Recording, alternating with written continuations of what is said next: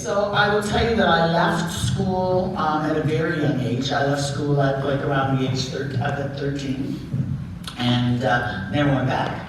At that time though, that truancy, not going to school was against the law. I don't know about now. When I see a lot of young people that don't go, I don't think it's like that anymore. But because I didn't go to school, I ended up in one of the places where they put children who don't go to school, which school is supposed to be in there. I'm not going to go into a lot of the horror stories, because most people already know about Shelburne and the Truro School for Girls and those type of things. And I want this to be a happy day. So I will just say that I had a lot of challenges. I didn't feel good about myself. I didn't have an education. I did work that wasn't, I mean, I was a porter and I cleaned poop and I did all those kind of terrible jobs that people have to do. I didn't feel good about myself. I ended up fighting addictions for many, many years, just trying to make myself feel good. I was self-medicating, not realizing at the time that I did have PTSD. So now that I know those things. So I decided, at 58, I'm 63 now, but I decided at 58 to do something, actually more, I'd say 56, because it took me 2 years of pounding the roads trying to get money to go to school. Because of my age, social services decided that they weren't going to spend the money to educate me.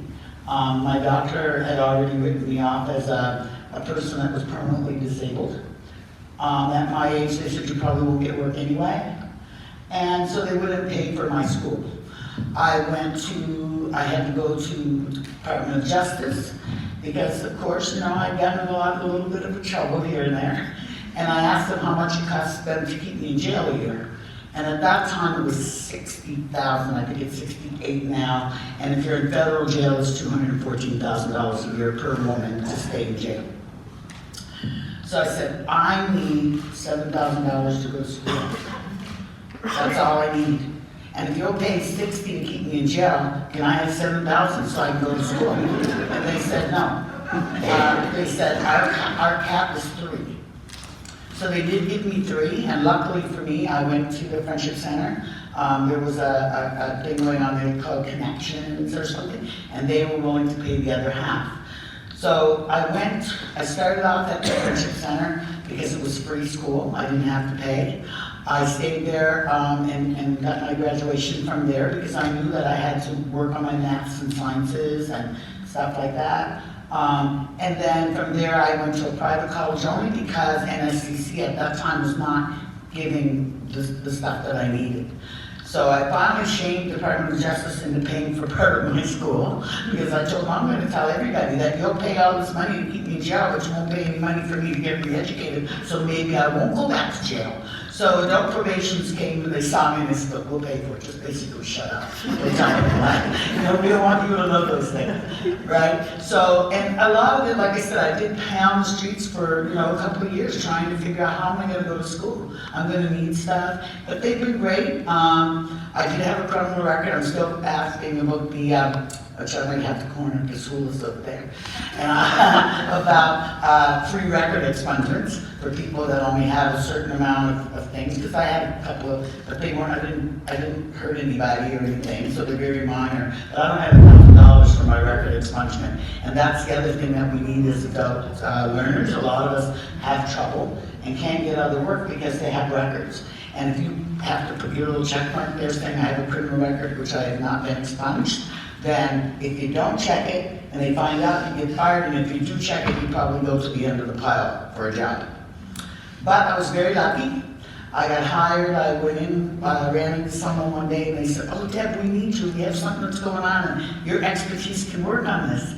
And they said, would you come here and work at the Uniacke Centre, which is also, I move in my own voice arts association. And we have the Uniacke Centre for Community Development, which falls under that umbrella.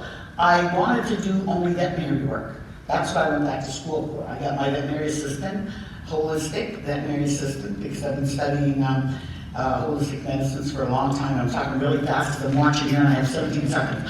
So anyway, I did graduate. I got the job at Uniacke Centre. I've been there now since then.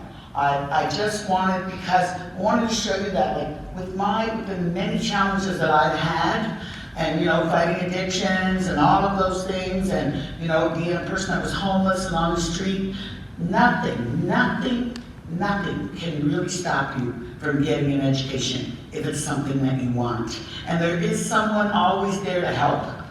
There are people there that help, and if you don't know where to go for help, contact Literacy Nova Scotia, contact Labor and Advanced Education, contact someone, and they will show you, and it can be done. Because if, like this old lady that they wrote off, you know, as a person with permanent disabilities that will never do anything else, if I can now be like the outreach coordinator there, and I also got hired at the YWCA, which I never thought I'd ever be able to get a job like that. So it can happen. It can happen. Like if it can happen for me, it can happen for anybody. Like I had this little pin on it that says, greatness is attitude.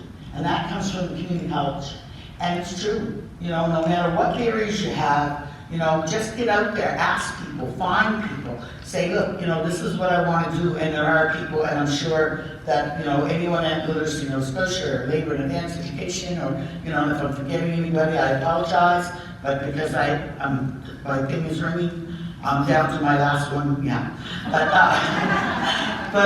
Yeah, and I just wanted to say, my son who has gone through, and I'm not going to call you up here, you told me don't do that, but my son who has gone through all the rough and negative things that have happened in my life, I am so, and this is emotional for me, but to have my son here with me, to see that I made it through, and, you know, and continuing on is really important to me. So it can happen for anybody if it can happen for anybody.